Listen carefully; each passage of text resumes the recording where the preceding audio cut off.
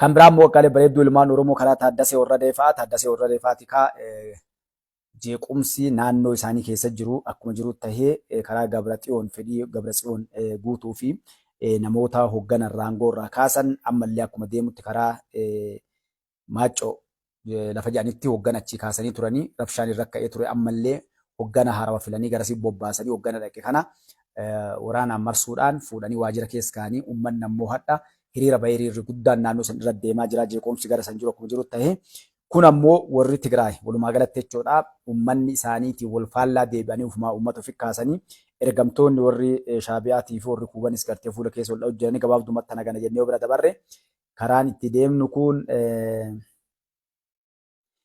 tambirata isinii tuqu karaa ambaasaadara Somaaleedhaa kan gartee Itoophiyaadhaa achi jiruun haasofni xiqqaan tokko waraanaa Gibxii kan leenjii xumuratee yookaan ammoo shaakala karaa Somaaleetitti nagaa Afrikaa wajjin eegsisuu bobba'ee irratti ambaasaadar Suleyman Daddafoo irratti intarbii miidiyaa Somaalii tokko waliin godhan irratti waa'ee waraanni Ijiptii garasitti yoo bobba'e akka bilaaltanii kan jiru rakkaanii yoo bobba'e wanni inni fidu hin jiru wanni nu yaachisu illee hin jiru. Haa ta'u ammoo waraanni achitti bobba'u kuni asiin dura biyyoota ollaa isaanii karakkoo keessa jiraniyyuu waan goone fakkeenyaaf kan akka Liibiyaadhaatii fi Suudaan akkasuma warra Filistiiniifuu waan goone Somaalee dhufanii wanni isaan godhan nagaa bobba'uun isaanii gaariidha wanni dura dhaabbannu hin jiru. Ammoo wanni nuti akka Itoophiyaatitti jennu takka yookaan as dhufanii tuttuqqi raayyaa ittisa biyyaa Itoophiyaa warra nagaa eegsuuf garasitti bobba'e irratti tuttuqqiin fidanii waan biriin qabaatin hin oolchanillee hin godaansisanillee kuni wanni akka itti nu laallu gabaabdumatti dhufanii nagaa gartee asiif bobba'uun gaariidha. Kanaaf wanni Ishmaan Aramee sanitti gabaabduma kaanii jechuudha. Kanaaf gabaabdumatti gana eega waliin laallee gara yaada keenyaatti deebinaa jechuudha. Singaa xiqqoo maganaa tana walii qin'eeti gara sagantaa yaada keenyaatti seena tokko oduun kaadhiyoo kana break news jedhanii deemaa jirtu shaneedhaaf faannoo walii galte. Isiniif haara waaree warri ana wajjin turtan sooshaal miidiyaa kana waggaa torban kana turtan waan amman bi dalagaa jiru Jawaar dalagaa jiru shaneen dalagaa jirtu kana ani waggaa torbadhaa isinii hime jechuudha. Garaagarummaan shaneedhaa fi faannoodhaa garaagarummaan lidatuutii fi Jawaarii takkallee akka hin jirre duraa walii himaa baane. Kanamuu yoo sooshaal miidiyaa kana gubbaa dhufne anaan dura dubbatee hin jiru jedha. Dubbachoonni mala garuu ammoo osoo jijjiiramni dhufee wayyaaneen araa kiiloon baane eenyummaa Jawaarii isinitti himaa ture. Eega sun kaatee ammoo paartilee siyaasaatii fi warroota mormitoota dhaabbichuun gara biyyaatti galchuu eegalan ammoo takka takka adda baasee isin himaa ture jechuudha. Maal jechaa ture? Ijoollee Oromootii warra gaaratti deemaa jiruun hin dogongorina. Kaayoon kun warra kaayoon qabne warra hinaaffaa Oromoon akkami araa kiiloo seenteedhaaf qawwee fuudhe malee warra Oromoo rakkatte ni bilisoomsinaaf seenee miti. Garaagarummaa tokkollee hin qabanii ilmaan Yohaannisootaati nu balleessuu irra walii galanii hangoo irra wal dhabanii isiniin jedhe jechuudha. Araannatti bedhaan warri pooyinti nullee. Waan kana silaa deebinee haasofnu hin barbaachisu. Maaliif waan kalee beeknu walitti himnee eegaa turre. Wanni adda dhufe fakkeenyaaf marroonii fi zammana kaaseen ilmaan abbaa tokko warra Goondaree or Goojjame kana himaa turan. Baafnee illee maqaa jiraallee isinitti himnee turre. Garuu Oromoon rakkoon namni keenya qabu yoo namni tokko Oromoo miti jedhaniin nama Oromoon ta'e yoo argan irra dhumata namni keenya. Yoo inni Oromoo jedhan ajjeesuuf barbaada rakkoo tana qabu. Hunda keenya bara. Hayyuu Oromooti beekaa Oromoo dhageenye waliin hin deemu. Namni ho'i hattuudha yookaan gartee diqaalaalaa dhufee yookaan immoo waa hir'ina qabaa karaa gubbaa guddatee hattuudha waan bakka irraa dhufe hin beekne yoo jedhan jagna hayyuu beekaa qabaa ganna dhiisaa isa malee namni hin jiru jenna. Tana rakkoon ta'e. Tana yoo taate malee eenyummaa Jawaar Mohaammed Mustafaan waggaa torban kana iyyee boo'ii isinitti himaa ture. Adda argaa jennaan. Eenyummaa marroodhaa baroonni nama kennaa isaan galii. Faannoon eessan leenjite jedhana haara wagoonii amma buleessee duratti jaalli ishee tokko ta'e maal Wallagga qabattee naan jedha. Beeziin jalqaba isiin itti bu'uuramte itti dhalatte eessa Wallagga keessaa mooraa sadii gurguddoo qabdi jechuudha. Mooraan gurguddoon faannoodha. Namni kana hin beeknes keessa jirtanii yoom waggaa torbaan yadhaati jechuudha. Maaliif achi Wallagga keessaa qabaatte? abbootiin qabeenya Wallagga keessa qabeenya qaban warra isaaniiti. Tokko inni lammataa ammoo gaafa naadhagaa gaaritti naadhagaa warri qara quban qabu gaafa marruufaa fidanii achiin naqaan xiyyaaraan fidanii faannoo naadhagaa akka gaaritti bakka tan dhaqa abbaa feetan gaafadha daawudaadha as finfinnee anillee waliin finfinnee jira.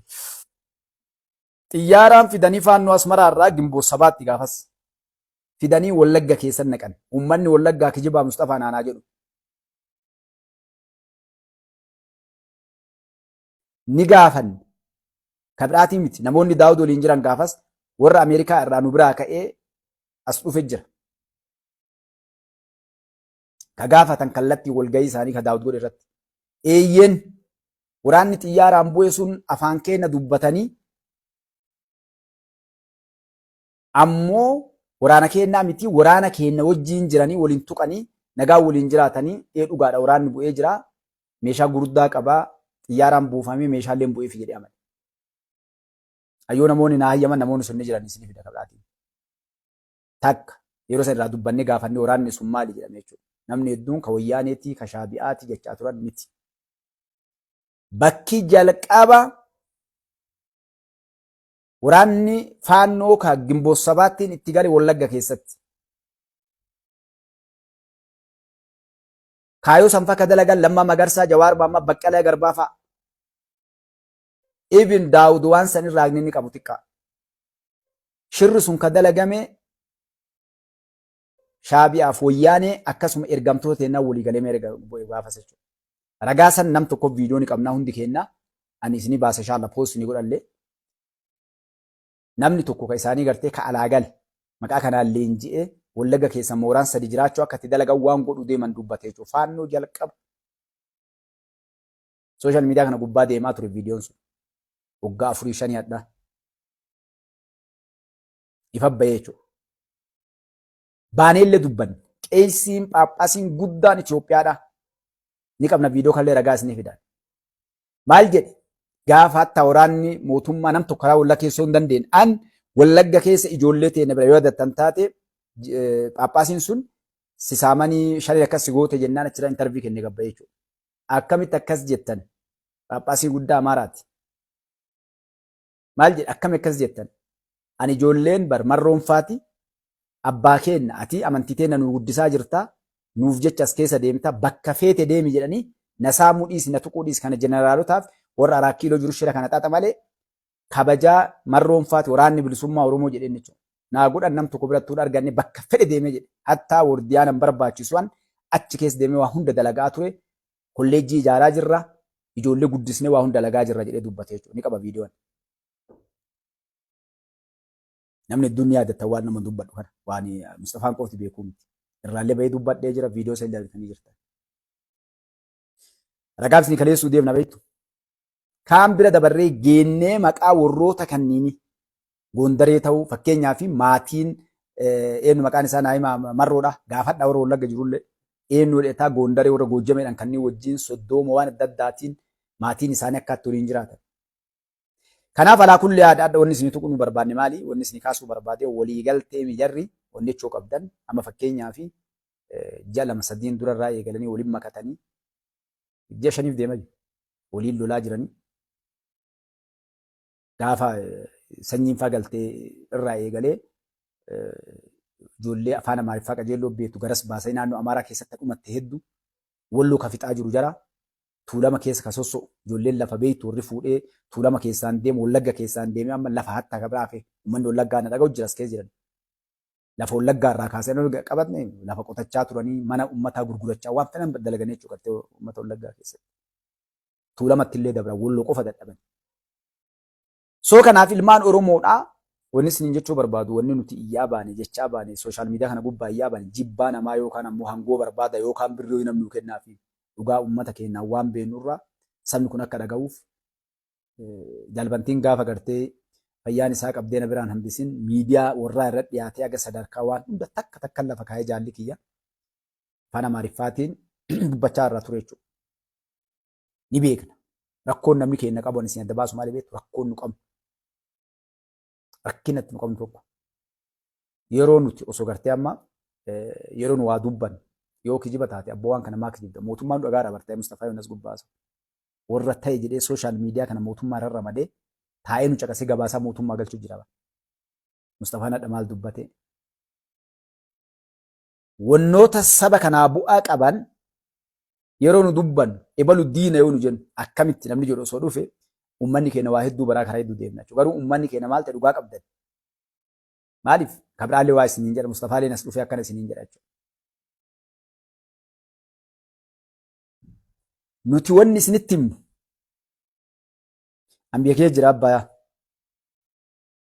Finfinnee jira alhamdulillah.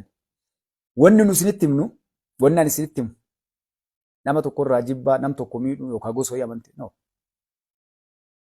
Ummata keenyaaf anbar yoo waan kana gaarii dalage haqa dubbadhe anaaf maaliif rabbirraa jireetti arga nam tokko biraa Oromoo biraalleen argadhu mootummaa Itoophiyaa biraalleen argadhu. Nam tokko na gargaaree waa naa godhee seentii cabxuu mootummaallee namni biraallee naa kennee as gubbaa taa'ee yaa jiru jiru. Horii kiyya yeroo kiyyatti gubeeti lubbuu tiyyaa wareegamatti kafalee as gubbaa taa'ee dubbadhaa jechuudha. Lubbuu tiyya. Waan namni tokko uggeen jenne gabbahee lubbuu tiyya kennuu san caalu jirti. Namni Jawaariin gaafa yoo xiqqaatte Oromoon harka 190 salaatuuf diina jedheenan. Gaafa namni marti salaatuuf 100 nama maraataa naan jedhee jira maraataa. Namni hadha Jawaar abaaru maraataa. Kallatti mana dhufee bara abboo ati maraataadha naan jedhe nama see. Akkamitti nama addunyaan jala akkana taatu nama hammaatu naan jedhe badaa haa ta'u. Akkami akkana goota sabbaa keetti kufta maayii naan jedhe nama na jaalatu badhanaaf jedhanii.